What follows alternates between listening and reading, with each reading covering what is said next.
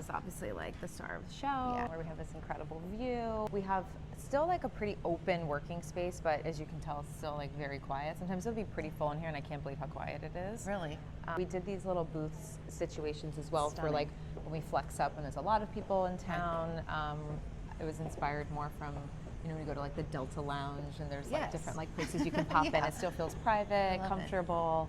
But really, like when you come into the office, ideally you're not just like sitting static the whole day. You're able to like going to meetings. The point of coming into the office is to, you know, have that collaboration time. And this is kind of like our lounge. This is, you know, meant for extra meeting space, more casual. This particular area a lot for do external events and like panels before, where we have the panelists kind of sitting there, and then we move all this furniture kind of on the edges, and then we have like rows and rows of seats. We did something with Glossy, we've done the Brown Act event, Latinas in Beauty. And then this is our boardroom. It's meant to kind of feel more like a dining table as opposed to like a traditional like office chair boardroom kind of space. Here is pretty much all of our like offices. So we have still some of these huddle rooms. We have some bigger offices, which almost all of them have either like a couch setup or a table setup where also meetings can happen. So it's meant to feel like a space that you want to come to, comfortable, relaxing. From a design point of view, we wanted everything to shine more in like the shapes and the textures. Simple chairs like this, where subtle nod to color, but a little bit more sculptural.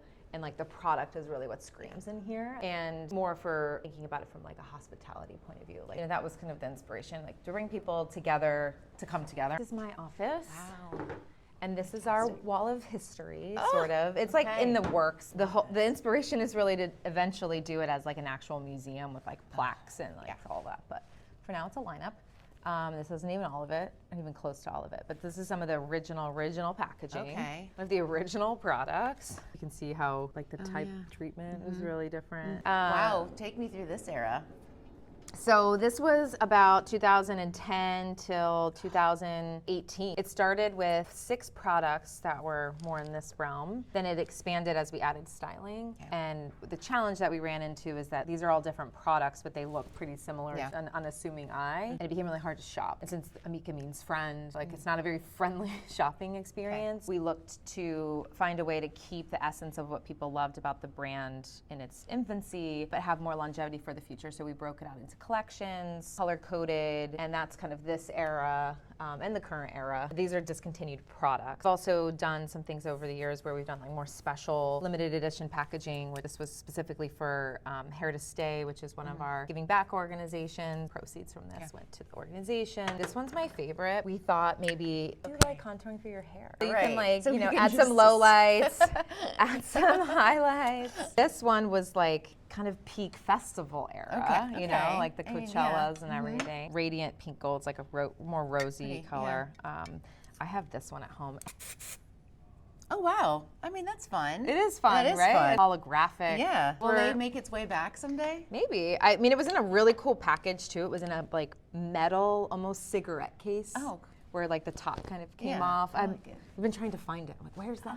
Dang, I want it personally. Yeah. So we started with tools like the graffiti. This one we partnered with Cynthia Rowley. We did a lot of like partnerships with I Love New York. We did Swarovski crystals. And we were the first company that was putting prints on tools. That got us started. Then we came out with our hair care range. Everyone loved the packaging of that and asked for it to be in the tools. But most of our business was tools for the first 5 years. I'd say it was like 80-20, and then it kind of started to slowly flip. And today it's about 98% of our business is from hair care. Intentionally to get out of tools just because it's a cyclical business. It's hard because like when you start as a tool brand, everybody wants to focus on like what your bread and butter is, even though we wanted to move more into hair care. And then the big turning point were 2 big moments. So Birchbox came on the scene and we were one of the first brands that partnered with them. So our dry shampoo, I think Birchbox put that product on the map. It had the best conversion rate of all the products they were sampling at the time. So they would pay us for the samples, which was really critical because we couldn't afford to just give the samples away back then. And we were producing like up to 2 million pulls a year. Whoa. And the second was when we launched Salon Centric in 2016. So that was like people were going to trade shows and seeing the brand. They were getting it in their Birchbox. You know, some smaller independent distributors may have had it or they were seeing it, you know, whether it was in like press, etc. So when we launched Salon Centric, it was like, oh, I've been looking for this forever. Like I bought it at a show and I haven't been able to get it since. Whose decision was it to have kind of this wild packaging? Vita. So she was our co-founder and creative director. Okay.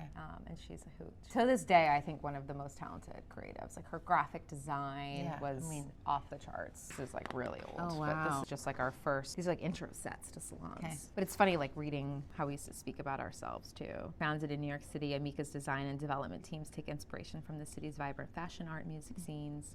Infusing the line with iconic creative edge, Mika creates intelligent tools and hair care that are born to perform and live to impress. You know, we really didn't talk about, Friend was there, but it wasn't at the ethos and the center as it is today. I've leaned into that over time. This is our PD lab, types of stability testing. Wow.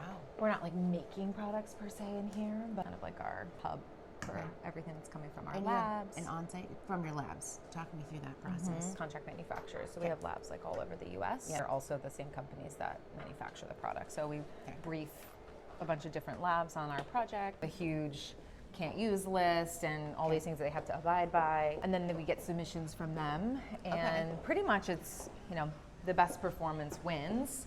And then we go through our own checks just to make sure that like they did follow the lists and the protocols and everything they're supposed to do. This is our studio. This is where we do a lot of our social, before and afters, a lot of our product photography. And then we have these like 2 rooms that we open up, kind of expand the space. So, you know, the teams that are working on the shoot tend to take over these rooms. That's nice. Also something we love is the storage, because in our old place we didn't have any built-in storage. There once, many years ago. It was cool, just like homegrown, funky. This is a grown-up apartment. It is, yeah.